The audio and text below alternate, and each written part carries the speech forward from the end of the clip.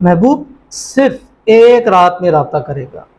जादू से भी सख्त तरीन अमल, मोहब्बत ना करे तो दिमाग फट जाएगा। और ये वजीफ़ा जो है ये कुरान पाक की एक आयत है।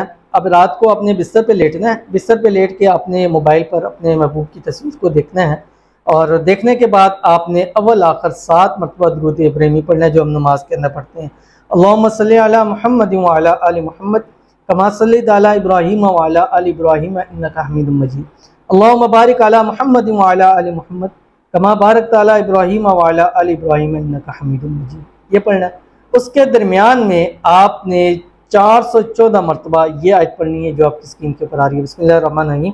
वमा यस्तविल अहयाहु वलल अमवात इन्नल्लाह युस्मिउ मन यशा वमा अंता बिमुस्मिउ मन फिल कुबूर। ये आपने पढ़ना है।